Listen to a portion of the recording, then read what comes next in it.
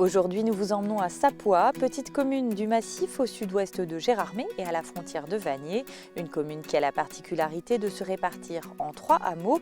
Nous partirons à la rencontre de Delle Toussaint et sa compagne Marie qui ont décidé de changer de vie il y a 6 ans pour créer la ferme des Préambules, connue notamment pour ses balades avec les ânes de bas. Puis nous finirons notre émission du côté de l'atelier de Monique Grandemange qui, après avoir sillonné le monde, a décidé de venir reposer ses valises sur ses terres natales. Elle se consacre à la sculpture sur bois. Mais d'abord, nous commençons notre visite avec Gérard Meyer, le maire de la commune depuis 2020. Bonjour. Bonjour. Merci de nous recevoir dans votre belle commune. Donc si je comprends bien, c'est une nouvelle mandature pour de nouveaux projets, c'est ça? C'est une nouvelle mandature pour de nouveaux projets et aussi pour la continuité de projets qui sont engagés déjà depuis quelques années. Donc qu'est-ce qui est prévu à Sapois? Alors il y a la réhabilitation d'une friche industrielle qui est en bas dans le parti bourg de Sapois, là, quand on vient de Vanier, l'ex-usine CEF. Il y a la rénovation bien sûr de l'école de Ménorue, de l'ancienne école de Ménorue qui a besoin de réaménagement à l'intérieur. Il y a la mise en sécurité de toute la partie Sapois-Bourg, c'est-à-dire la partie qui est, quand on vient de Vanier, direction de Gerbamont et du col de Sapois, où il y a entre autres l'école et où on n'a pas de trottoir, pas de protection pour les cheminements piétons, etc. Donc ça, c'est un projet qui est démarré, il est dans sa phase d'étude pour l'instant, qui est démarré depuis cette année. Du coup, on peut dire que ça va chez vous, à Sapois? Ben, ça va comme dans toutes les communes, avec nos problèmes, nos difficultés. Il y a des projets qui peuvent se faire, d'autres qui ne peuvent pas se faire. Sur l'eau, on est dans la continuité de ce qui est commencé, par exemple, depuis la mandature précédente pour la sécurisation. Avec un particularisme, c'est que Vanier est alimenté en eau par un puits, un forage, qui est sur Sapois. Rappelez-nous combien il y a d'habitants. Environ 660, 670, ça fluctue un peu en fonction des naissances et bien sûr, malheureusement, des décès. Voilà. Et donc répartis sur finalement 3 hameaux. Vous disiez, c'est un peu Sapois, c'est un peu 3 communes en une, c'est ça? Oui, c'est 3 villages qui ont leur particularité, leur histoire, et puis ces 3 villages, et puis une commune finalement, hein, avec le Haut-du-Taux où nous sommes, Ménorue, le col de Sapois, bien connu par son association Les Atatos, et puis le Sapois-Bourg, qui était la partie la plus industrialisée, bien qu'il y ait une usine aussi de tissage à Ménorue, une usine qui est toujours debout mais qui ne sert plus que de garage à camping-car, caravane, etc. Ici, donc, on est au Haut-du-Taux. Ça a la particularité d'être la plus haute paroisse des Vosges. Voilà, et l'église a été construite par les habitants dans les années 1830, 1835, 36. C'est finalement le plus gros patrimoine historique ici sur Sapois Voilà, en termes avec de bâtiments. la cure qui est juste derrière nous, là. Voilà. On l'a dit, c'est une commune très étalée qui est finalement beaucoup recouverte de sapins. D'ailleurs, Sapois, étymologiquement, ça veut dire là où poussent les sapins. Ça représente un cœur d'activité ici dans la commune. Grosso modo, les 2 tiers pratiquement de la commune sont en forêt. Forêt communale, forêt d'État aussi, on est en limite d'une zone de forêt d'État, et puis forêt aussi qui appartiennent à d'autres communes. On parlait de l'association des Atatos tout à l'heure, c'est eux qui organisent la fameuse fête du schlitage, c'est un incontournable ici à Sapois. Ça met en avant les vieux métiers de la forêt. Voilà, c'est juste l'autre versant, c'est le versant ancien, passé, qui permet aux habitants du secteur et puis aux touristes, puisque ça a lieu le premier dimanche d'août, ce qui permet de découvrir ce qu'était comment le bûcheron il y a 100 ans, la scierie, le forgeron, etc., etc. Merci beaucoup Gérard Meyer d'avoir répondu à nos questions. On prend tout de suite la direction de la ferme des Préambules. Nous sommes à la ferme des Préambules où Marie et Delle se sont installés en 2015 sur les hauteurs de Sapois à 750 mètres d'altitude. Ils y proposent l'hébergement aux randonneurs et gens de passage, mais ils pratiquent également l'élevage et le maraîchage. Bonjour Delle. Bonjour. Delle Toussaint, merci de nous recevoir ici. C'était l'ancienne ferme de vos grands-parents, c'est ça, Oui, que vous c'est avez ça. repris il y a quelques années maintenant? Oui. Et pourquoi alors? Et pourquoi? Parce qu'on avait envie de faire des choses avec la terre, de faire vivre ce lieu-là, de continuer à le faire vivre plutôt. Et puis... Parce que votre grand-mère faisait de l'élevage elle aussi? Ouais, de l'élevage de vaches vosgiennes, il faisait du Munster, dans la cave qui est transformée en chaufferie maintenant, mais bref, nous on fait autre chose, mais Mais on essaye d'en vivre quand même. Justement, vous faites autre chose, vous faites notamment quelque chose d'assez original, vous faites de la location d'ânes de bât. Ouais, On les voit au loin là-bas dans les prés, vous en avez 6 si je ne dis pas de bêtises. Comment ça fonctionne finalement? Les gens viennent, ils partent en autonomie avec les ânes? Sur réservation, mais du coup on passe un peu de temps avec eux pour leur expliquer comment manier l'âne, on le prépare avec eux. Et puis on leur met un bât sur le dos, éventuellement, et des sacoches. Et puis ils peuvent partir à la demi-journée ou à la journée avec des enfants éventuellement dessus, des enfants en bas âge. Ouais, il ne faut pas les charger trop, en tout cas. Non, on limite un petit peu, mais ils peuvent partir en bivouac aussi avec pas mal de chargements. On limite à une quarantaine de kilos, mais ils peuvent marcher plusieurs jours comme ça, c'est pas un problème. Donc normalement, l'idée c'est de porter les bagages, mais finalement ce que les gens cherchent, j'imagine, c'est aussi la compagnie des ânes. C'est un petit côté original aussi. Ouais, et puis c'est un super motivateur de marche pour les enfants.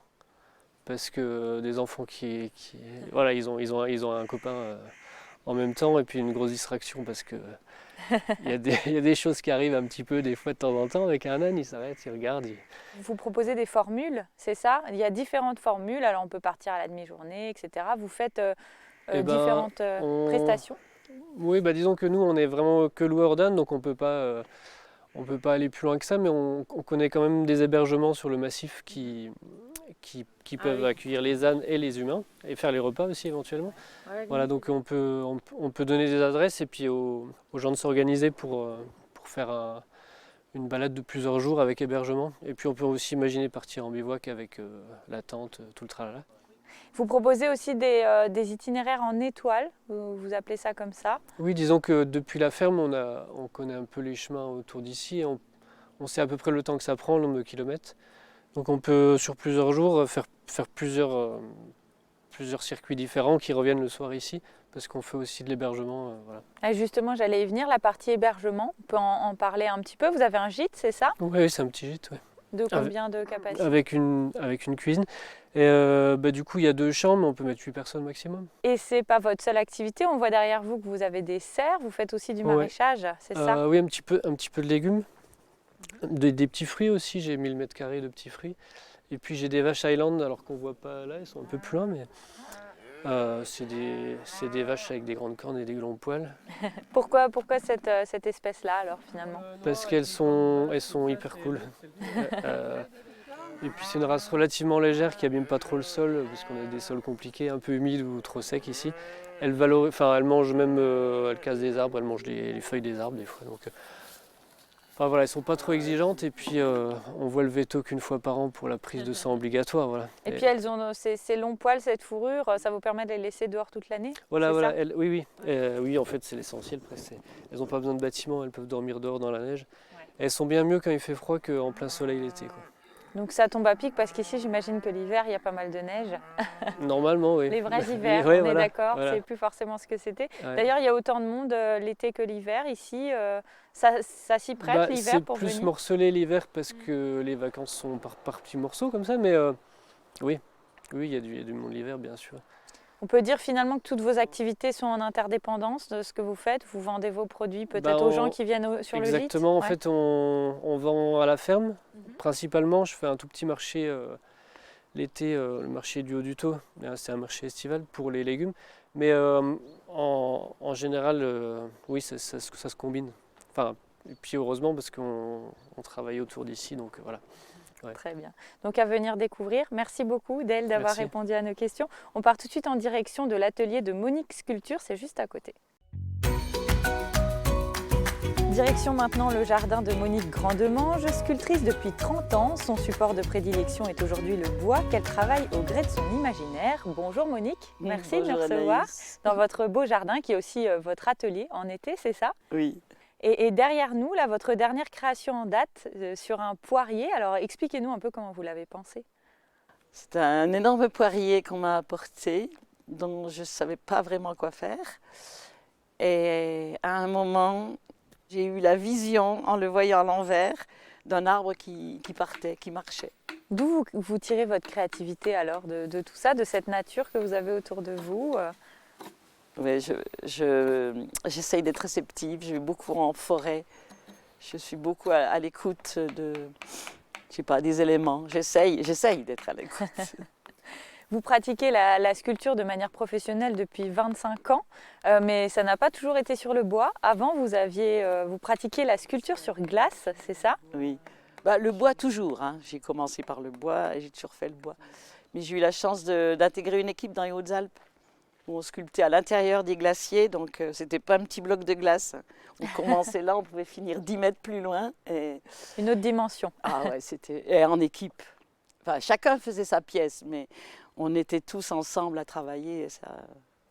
Aujourd'hui, vous travaillez plutôt seul, en individuel, oui, maintenant. dans votre atelier, c'est ça? Oui. Et vous créez finalement à la demande, c'est des gens qui commandent des pièces ou c'est vous qui leur proposez, qui vendez des pièces? J'ai un travail de créatif, hein, donc qui vient de moi seulement. Après, j'ai des demandes spécifiques. Par un moment, j'ai fait pas mal de sculptures religieuses. Mhm. Pour des églises, ce genre de choses? Pour des églises, pour des... Et il y a aussi, je vous en parlais, des gens qui aiment leurs arbres et qui m'en apportent un morceau. Ça permet finalement que rien ne se perde. Des arbres qu'on allait couper ont une seconde vie, c'est ça? Puis garder là. Oui, souvent on a un arbre qu'on a beaucoup aimé, quoi, et on en garde une trace, on en garde... Et vous n'avez pas fait d'école de sculpture, c'est ce que vous nous disiez précédemment. Vous vous êtes formé à travers vos voyages, finalement. Et oui, je suis partie en Afrique, donc j'ai appris à sculpter avec l'herminette. Et ensuite, j'ai fait des symposiums. Après le premier symposium à la Bresse, j'ai été invitée un peu partout dans le monde. Et pareil, les autres sculpteurs qui avaient fait des écoles, pour moi, ça m'a beaucoup appris. C'est l'influence de ces personnes-là aussi qui vous... Oui, parce qu'ils ne se rendent pas compte qu'ils ont quand même quelques clés, quoi, hein, qu'on n'a pas quand on commence tout seul. Quand on est jeune et qu'on découvre le monde, ça nous ouvre, ça nous fait une ouverture énorme, quoi, hein. Et à travers ces symposiums de sculpture aussi, j'ai une amie inuite au Mexique, j'ai des amis un peu partout. Donc vous êtes une citoyenne du monde, comme on dit. Dans mon petit coin de Savoie, je communique avec l'univers. Et vous sculptez sur tout type d'essence de bois, là? J'ai mes préférés. C'est-à-dire le tilleul, quand j'ai mal au bras. C'est un bois tendre? Oui, c'est un bois tendre. Mais les bois durs, hein, comme le poirier, les fruitiers sont très beaux. Le chêne, comme le gardien du torrent, qui peut rester dehors, ça c'est un avantage. Les autres bois, dans les petites têtes, il y en a. Les résineux ne se sculptent pas. Hein, ils sont trop fibreux, ils sont trop... C'est dommage, on a de quoi faire autour de nous pourtant. Vous parliez des petites têtes, c'est les fameux esprits de la forêt. Oui. Vous en avez décliné une quarantaine sur une quarantaine d'essences de bois. L'idée, c'est de montrer un peu quel est le rendu sur chacune des essences, c'est ça? Oui. Puis je voulais montrer que chaque arbre est différent de l'autre. Comme nous humains, on a tous un nez, une bouche et on est tous différents. Et les arbres sont tous différents dans leur qualité, dans leur couleur. J'avais envie de réunir les arbres et nous. Ça fait une dizaine d'années que vous travaillez sur cette petite exposition d'Esprit de la forêt. L'idée, c'est finalement à la toute fin de la montrer au public quand vous aurez terminé. On a bientôt fait le tour, on a 40 essences différentes, il y en a encore beaucoup à tester. Je l'ai déjà montrée, donc elle était incomplète. J'ai déjà exposé à la médiathèque de Remiremont ou à Entrelacs, l'expo de Gérardmer. Et oui, j'espère en faire une belle. À redécouvrir prochainement, éventuellement. Très bien, merci beaucoup Monique de nous avoir reçus là dans votre bel espace, chez vous dans votre atelier. Nous, c'est la fin de notre émission. Merci beaucoup de nous avoir suivis. On se retrouve la semaine prochaine dans une nouvelle commune.